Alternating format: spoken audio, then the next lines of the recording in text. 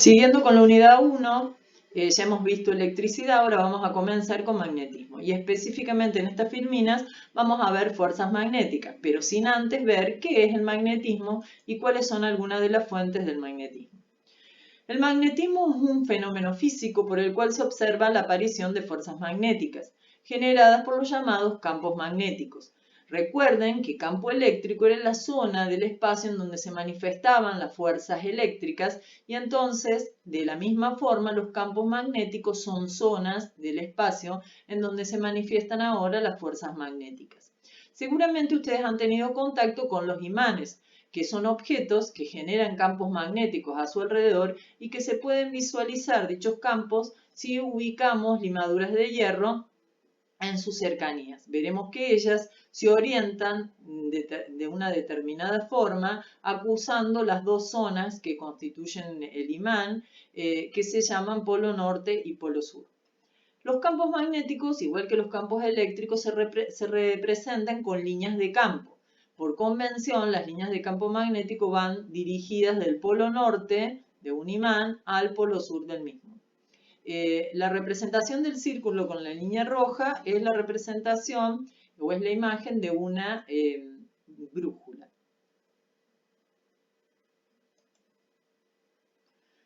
Dentro de las fuentes de campo magnético, es decir, ¿quiénes son los que proporcionan el campo magnético? Nosotros ya vimos que el imán, y seguramente ustedes ya lo conocían, pero también seguramente conocían que la Tierra tiene o genera un campo magnético a su alrededor. Pero aparte de estos dos casos, que seguramente son información que ya tenían, tenemos el caso de que cuando circula una corriente por un conductor recto, alrededor se produce un campo magnético que en la filmina está representado por líneas azules concéntricas.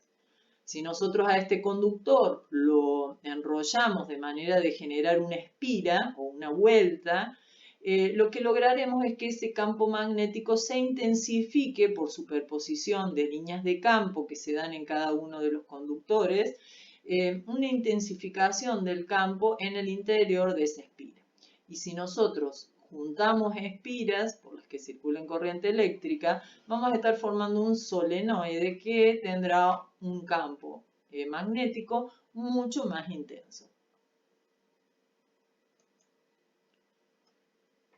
Con respecto a los imanes, por ejemplo, la magnetita es una de las fuentes de campo magnético naturales y que se conocen desde la antigüedad. Ciertos materiales llamados imanes tienen la propiedad de atraer a otros materiales como el hierro.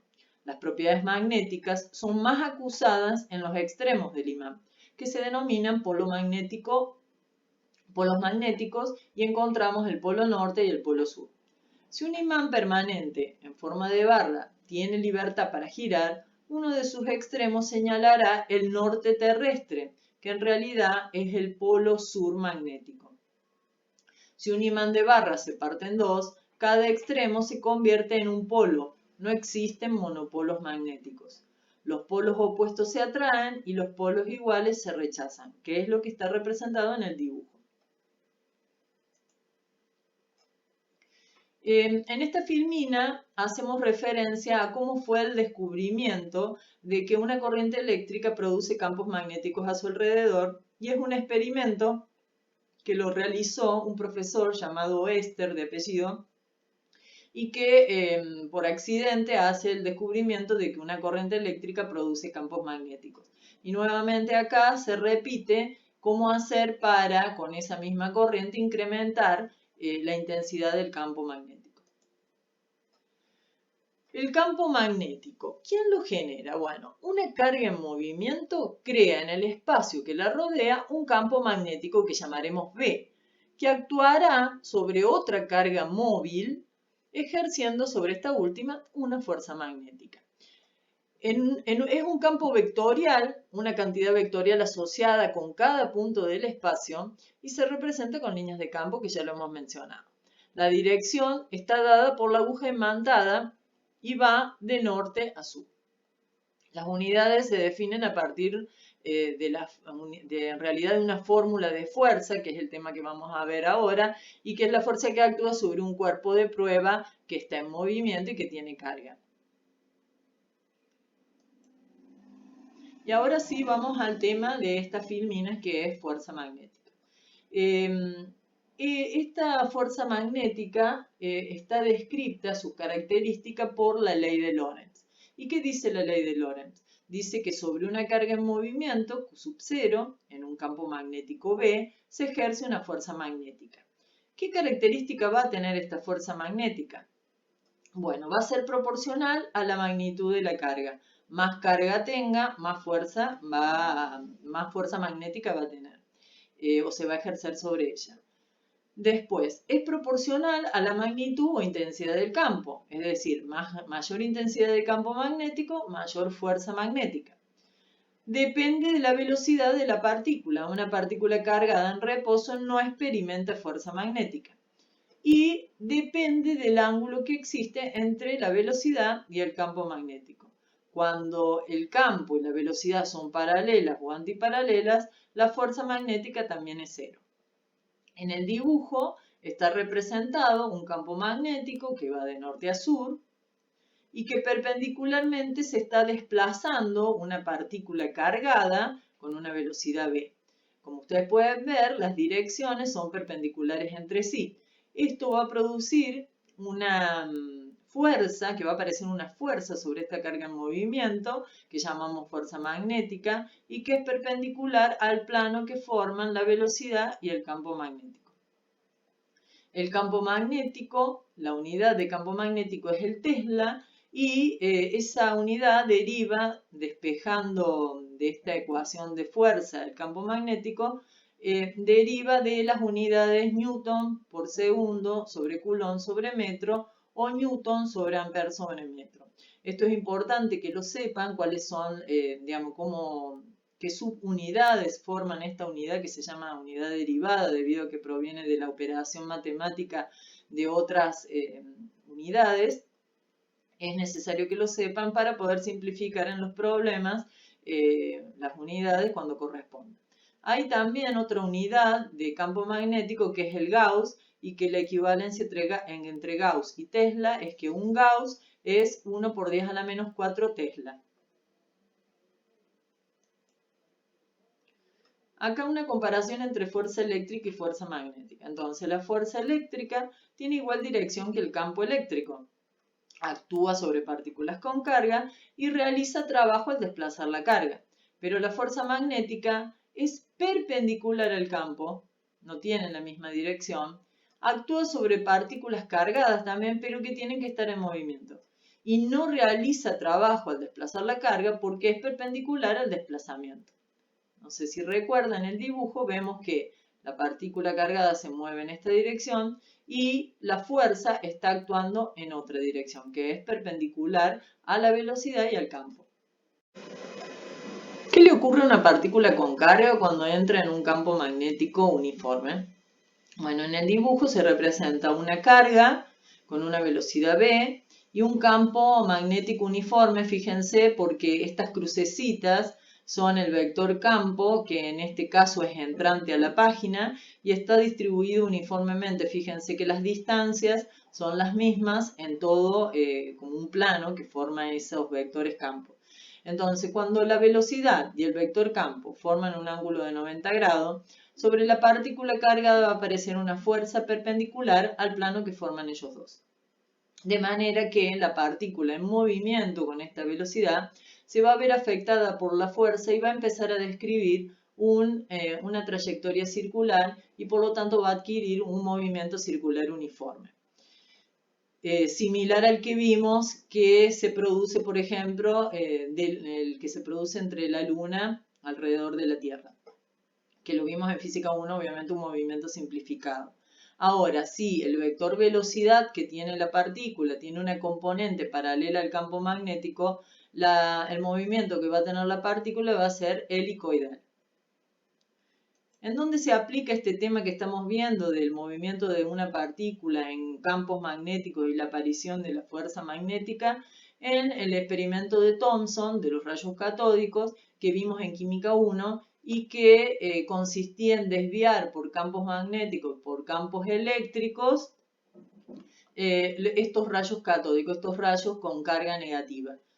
Esa es una aplicación. La otra aplicación es la de los rayos cósmicos, que son partículas a altísimas velocidades que llegan a la atmósfera terrestre y que colisionan con átomos, desdoblando estos átomos en partículas subatómicas y secundarias. Estos rayos cósmicos, los rayos cósmicos primarios, que son los que llegarían a la atmósfera, son muy peligrosos. El campo magnético terrestre en general desvía la mayoría de estos rayos cósmicos, y acá está la aplicación de esto que estamos viendo, que al haber una presencia de campo magnético, las partículas estas cargadas desvían sus trayectorias. Algunas partículas se alejan, pero otras quedan atrapadas en los cinturones de Van Allen. Algunos se sumergen a la atmósfera terrestre, formando auroras boreales o australes, y en los polos que no son desviados es a donde se producen estas auroras boreales, por eso no se producen en todo el planeta. En realidad los rayos cósmicos que llegan a la superficie terrestre son rayos cósmicos secundarios. De este tema tienen un video que amplía, que es para conocimiento del público en general, que lo pueden ver para relacionarlo con este tema que estamos viendo. Bien, acá un tema importante, que es la fuerza magnética que aparece sobre un conductor que transporta corriente. Entonces decíamos que si una carga se movía en un campo magnético, iba a aparecer, según la dirección que tenga su velocidad, según la dirección que tenga la carga, una fuerza magnética. Debía darse las condiciones de que no formaran entre la dirección de la carga y el vector campo un ángulo paralelo o antiparalelo, un ángulo de 0 o de 180 grados, es decir, direcciones paralelas o antiparalelas. Eso también debe ocurrir en el caso de un conductor que transporta corriente eléctrica. Si nosotros sabemos que la corriente eléctrica son cargas en movimiento, si ese conductor se halla dentro de un campo magnético y la dirección del conductor no es ni 0 ni 180 con la dirección del campo, va a aparecer sobre ese conductor una fuerza magnética. Esa fuerza magnética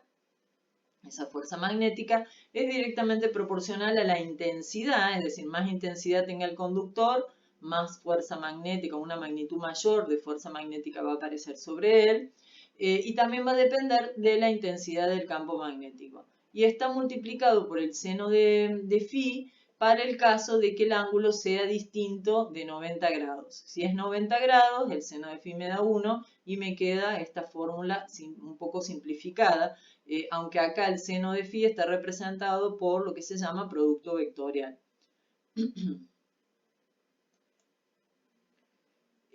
¿Cómo sabemos la dirección que va a tomar el cable ante la presencia de esta fuerza magnética? Bueno, tenemos que aplicar una regla que se llama la regla de la mano derecha, o también se puede aplicar Koka-Fu.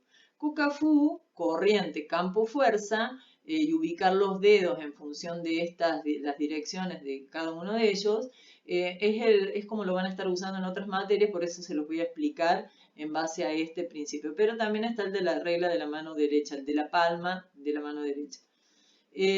Cuando aplicamos Koka-Fu tenemos que ubicar el dedo pulgar en la dirección de la intensidad, el dedo índice en la dirección del campo magnético y perpendicular, es decir, con el dedo mayor perpendicular a estos dos dedos, vamos a ubicar la fuerza. Entonces así vamos a tener la dirección de la fuerza y también el sentido de la fuerza.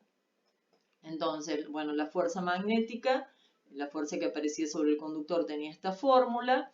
Acuérdense que la X representa producto vectorial, es decir, que estamos multiplicando por el seno del ángulo que forma la dirección del conductor y la dirección del campo. Y si hacemos esto, si lo analizamos en este gráfico, cuando no circula corriente, tenemos el conductor en forma perpendicular con el vector campo.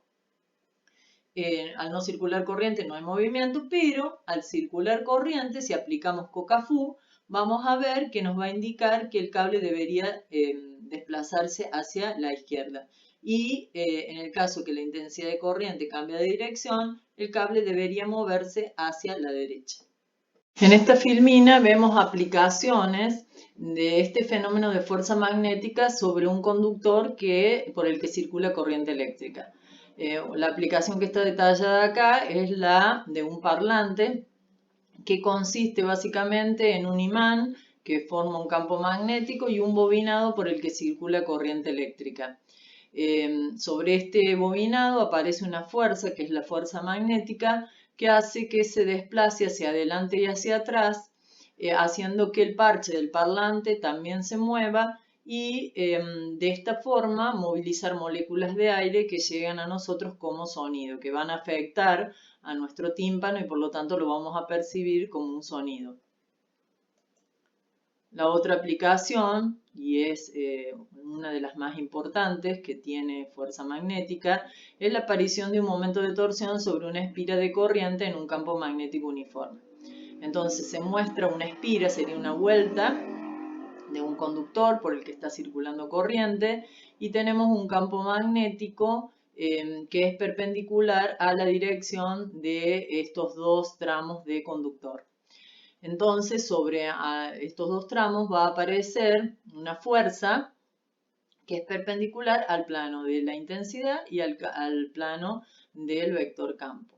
Pero esa fuerza va a aparecer en los dos tramos de conductor y va a tener el mismo valor pero sentido contrario. Entonces, como fuerza se va a cancelar y la resultante me va a dar 0. La cuestión es que si nosotros esta espira tiene la posibilidad de girar alrededor de un eje que pase justo por el centro de la espira, vamos a estar, si bien la resultante es 0, se va a producir un par de torsión o una cupla. Fíjense, acá están las dos fuerzas, tienen el mismo valor y sentido contrario, entonces se anulan, pero si tenemos la posibilidad de que esta espira la consideremos un sólido en rotación alrededor de un eje, va a aparecer, o lo podemos considerar a estas dos fuerzas, como un par de torsión o una cupla que produce un momento sobre la espira y va a hacer que la espira rote.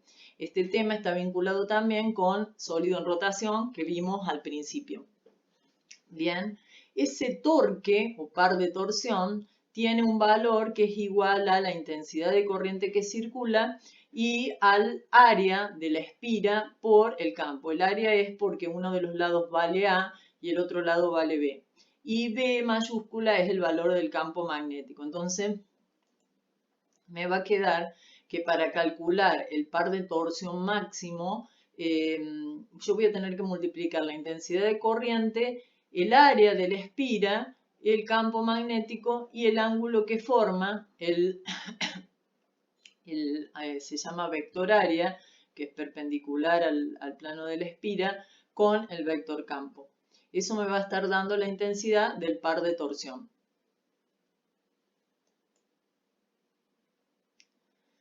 Ese par de torsión, cuando tengo una espira, tiene este valor, y si tengo un bobinado, sería un solenoide, ese valor de par de torsión se multiplica por el número de vueltas o de espira que tenga el solenoide, haciéndose un par de torsión mucho más intenso.